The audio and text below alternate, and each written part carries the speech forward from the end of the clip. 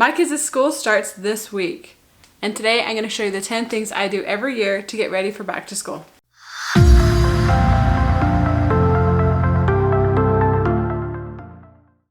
Hey everyone, welcome back. My kids are going back to school this week, so I'm going to show you the 10 things I do every year to get ready for back to school. This year I have 5 kids going to school and only 1 will be staying home with me, so it's kind of bittersweet. But I'm excited and it's time to get ready. So let me show you the 10 things that I do every year to get ready for back to school. Let's start with the number 1 thing.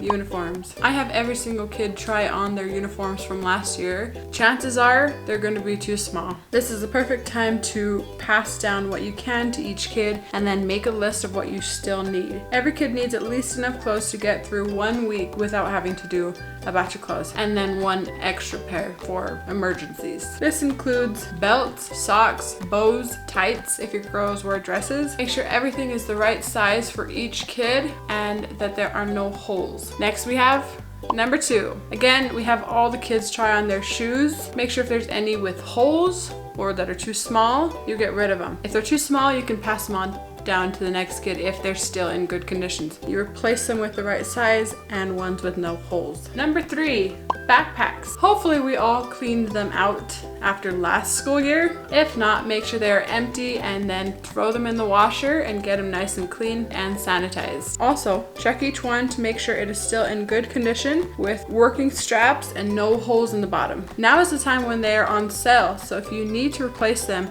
do it now. Remember to put your kids' name and phone number on them as well. I just do our last name in case I want to pass it down to a younger kid, then it'll still work for them. So I put their last name and phone number on so that if it gets lost, then people at the school know who to contact, how to get it back to us. And that brings me to number 4, school supplies. Now is the time when you have all of the back to school sales going on, so stock up. It's also a great time to get each of your kids a water bottle. I found some really cute ones at Dollar Tree. Just be aware they're not dishwasher safe. Number 5, haircuts. I like my kids to start the school year with fresh new haircut. It helps them look clean and put together. Also, our school does picture day pretty close to the start of the year, so it's perfect because their hair is already nice and trimmed for pictures. Next is number 6, clean out the car. I know that we went on some amazing summer outings and trips this summer, and we didn't always clean out the car afterwards. One of the most embarrassing things is when you pull up to the school and a teacher opens your door to help the kids in or out, and a whole bunch of crap and garbage comes falling out onto the ground.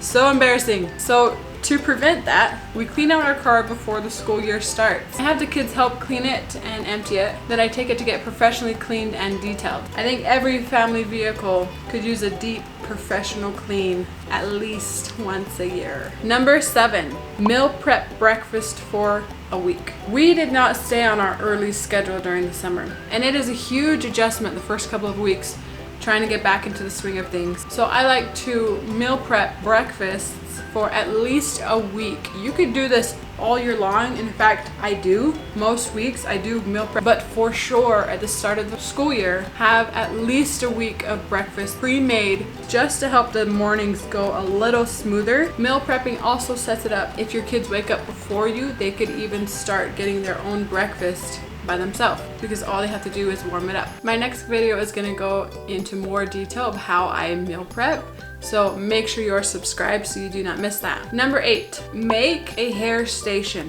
One of our pain points in the morning is having to fix all of the kids' hair. Like I said, I have 5 kids going to school this year. I was wanting the older kids to start being able to do it themselves so that I could focus more on the younger girls. But I realized they don't even have a mirror that they can reach. So I got a mirror, I put it on the outside of our main floor bathroom door so that the boys can start fixing their hair and actually see when it looks nice. I put it on the outside of the door so that it still leaves the bathroom available for other kids.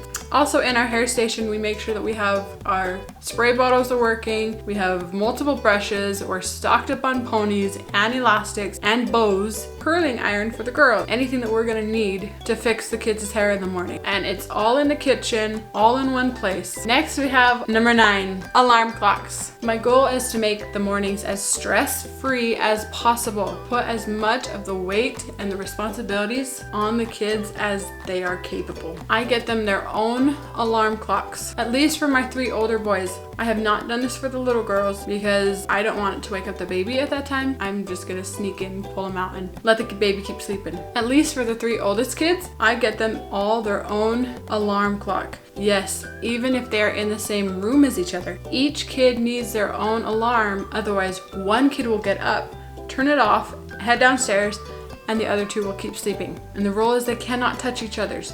They can only turn off their own. And I get them one that have peaceful sounds or music so they don't start their day with an annoying beeping sound. I will link the one that I got in the description below. Last but not least, number 10, checklists. I want my kids to learn how to wake up and get ready for school without having me remind them every step of the way of what to do next. They need a checklist. There are so many different options out there. It can be clipboards, markers, flipping checklists, paper and pen. There's so many different kind out there. So whatever works better for you, as long as it is written down so that they can physically check it off after it is completed. And they can clearly see exactly what's next. As long as the kids can complete every step mostly by themselves, at least for the older kids. The younger kids will probably still need your help. That is the 10 things I do every year to get ready for back to school. Let me know in the comments, what are your go-to things to do? Man, I feel like the summer just flew by so fast, but I hope these tips were helpful. And as always, thank you so much for watching.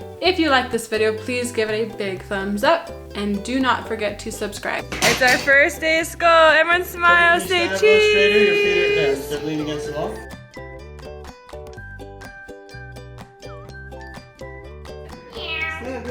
Stop me. Don't meow. Everyone smile. It's your first day of school. Everyone smile the biggest.